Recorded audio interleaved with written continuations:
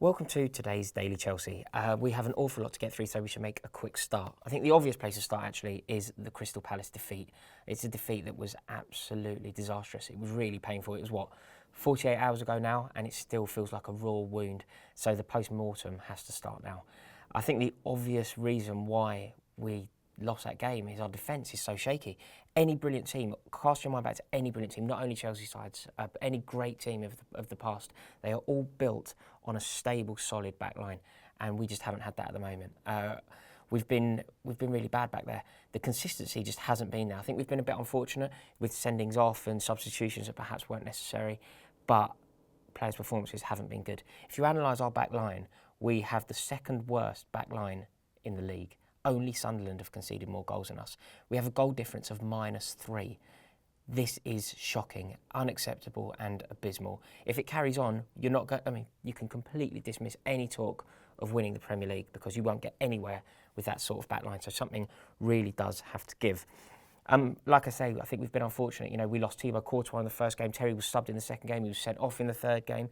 So he was banned in the fourth game. So we really haven't had any consistency back there. And I think that's a problem. I think it's a shame because back lines are built on partnerships and playing with each other and learning to read the game and read each other's moves and, you know, stepping up as one if you're playing the offside trap and dropping together if you're not. And sadly, that just hasn't had a chance to develop. Our pre-season was short, so it didn't develop there. And also, it hasn't had a chance to materialise in the league this year. That doesn't detract from the fact that a lot of single individual performances have not been good enough. I think the obvious place to start is Branislav Ivanovic. I'm a fan of Branislav Ivanovic, as you all know. I'm never, ever going to apologise for supporting him. I think that's our job. And I think some people have some short memories, to be honest. I think that Branislav Ivanovic has been a monster and an absolute colossus in the Chelsea back line. I was at Eastlands when he scored that left foot volley to guide us to a 1-0 victory. I was at Anfield when he scored 2 headed goals after Torres put them 1-0 up, and those 2 goals basically carried us through after a 4-4 draw at Stamford Bridge. And I was at the Napoli game when, again, he got a header and did brilliantly. He really is a fantastic player, was a fantastic player, I should say. That's why I was supporting him, because I feel like some people earn the support and earn the loyalty. That's not to say that he's above criticism. And if Terry had played, I think in the preview for the Crystal Palace game, I said that if Terry had been playing, I would have dropped Branislav Ivanovic. But as vice captain, I didn't think that was appropriate. Moving forward now, you know, we're going to play Everton in a couple of weeks. I will 100% be dropping Branislav Ivanovic from my team. I'm not too proud to admit that I was wrong. I came out and did a defence of his performances on this channel. I got quite a lot of grief for it. But like I say, I stand by it. I think some people earn our support, and I think that Branislav Ivanovic is one of those. But it's one bad performance too many now. So Branislav Ivanovic has to be out of the team. I think he's quite unfortunate because I think once teams realise that you're a weak link, they attack you, and we saw that with Crystal Palace every single time. Kabay got the ball in the middle, pinged it over the top, looking for a runner, and invariably they found one, sadly, because Ivanovic just is not on his game at the moment. Can he recover? Can he win his place back? I'd like to think so. I'd like to hope so.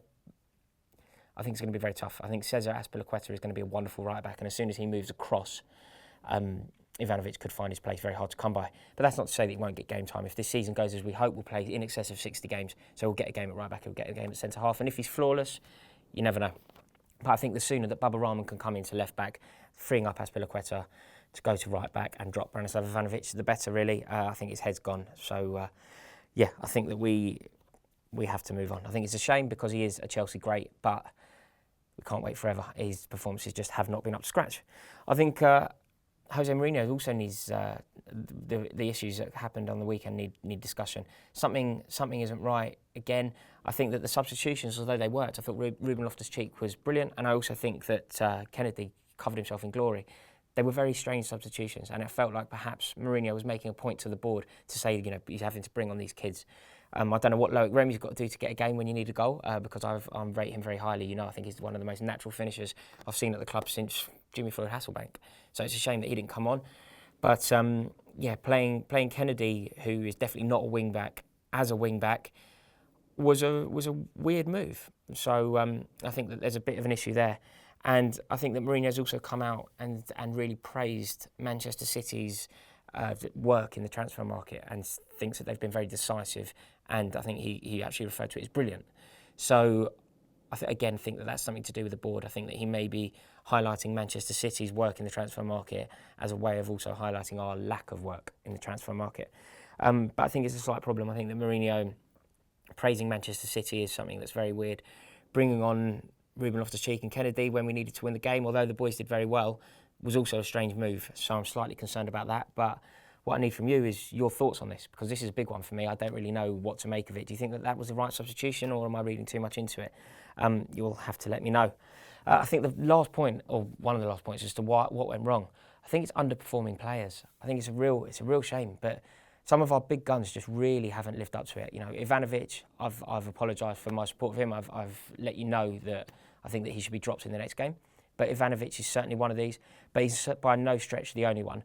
Talking frankly, Eden Hazard's performances have been below par. I love Eden. I think he's a wonderful talent, and it wasn't long ago that I suggested that he was well in for a Ballon d'Or within the next 2 years. That hasn't completely changed, but he really does need to find some form. He's not looking good at all. We're in the States, and aside from he scored a brilliant goal, he scored a brilliant solo goal when he went running through the Barcelona back line. But aside from that, he's looked shaky. He hasn't looked fit, I don't think. So he really needs to find form.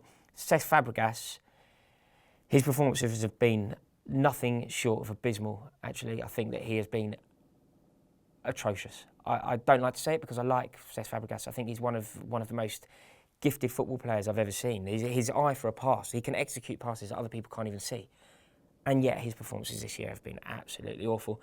And I'm beginning to think that he can't play that role alongside Matic in the pivot. I just don't think he's got that defensive midfield role in him anymore, because it's tragic at points. You know, I think he's given the ball away more than any other player in the Premier League. He's given the ball away 90 times. This is atrocious. This is from a man whose career has been built on ball retention. You know, he's part of the Barcelona school of thought, the paradigm where no matter what you do, you look after it. So something has to give with Fabregas, and I think that his performances have been impairing Nemanja Matic's performances as well. He hasn't looked up to it. So something has to change there. I'd be inclined to play either Mikel or Ramirez in with Matic, and either push Fabregas up one or drop him, because nobody's bigger than the club. Nobody's, you know, if we're talking about dropping players, Cesc Fabregas definitely deserves to be dropped and hopefully have a bit of a kick up the backside. But yeah, you know, this is simply not good enough. So the only other thing that we have to cover now is the transfer market. It hasn't been a particularly productive transfer market. You know, it's been fine, but it hasn't been electric. So something has to give now. You know, it's looking like we're going to sign Papi Djilobodji, I believe it's pronounced. He's a $4 million signing from Nantes. He's a Senegal international, and it's between us and Trabzonspor whether we get hold of his signature or not. But if we go for it, apparently he will sign for Chelsea. I just spoke to Charlie Skinner, who's pretty confident of his signature at Stamford Bridge. So that's good news. He's not a player I know anything about, if I'm completely honest, so I'd love to hear if you guys know about him. If you think he's a good signing for us, let us know. But I don't think this is a signing that's going to rejuvenate the back line. I hope it is, but it's not. You know, it's not a signing of the likes of Garay or Stones, in my opinion, at least. So do let me know. Players to leave the club. Victor Moses is going to go to West Ham. He's going to sign a new contract to Chelsea and then move over to West Ham, which I'm quite sad to see, to be completely honest. I think that it's a sad move when a player like Victor Moses moves on, because I think that football should be a meritocracy. I think that the better you do should be rewarded, and it just simply hasn't been the case. Victor Moses was head and shoulders above everybody playing in America, and he is now being loaned out without being given a chance in the Premier League. What's the point in doing so well? What example does this set to the lads who are on the periphery of the squad? You can do brilliantly well and be dropped and sold off and moved on to West Ham. So I think I'm sad to see Victor Moses go, but you know, wish him well, and he signed a new contract. So if he does well at West Ham, there's always a potential of him coming back to Chelsea. Nathaniel Chalobah is going to go off to Napoli again on loan. We wish him well. I'd love to see Chalobah play for Chelsea, first 11. And also, we've just heard that Jeremy Boga is going to go to Rennes. So there's quite a lot of movement, and I imagine that will continue in this transfer window in the next sort of 12 to 24 hours, depending on where you live. So guys, what I need to know is, what do you think of these points? I'm sorry that it's so flat, but it's just the mood. London is very wet at the moment. It's a downpour. I think a month's worth of rain has fallen today. And I think it's called a pathetic fallacy, where the weather reflects your mood. And that is certainly how I feel as a Chelsea fan. So, as always, let me know exactly what you think. And if you enjoyed this video, please subscribe right now. And I'm going to say it again, but it's still true. Remember, we are the champions. They aren't. Go on, you Blues.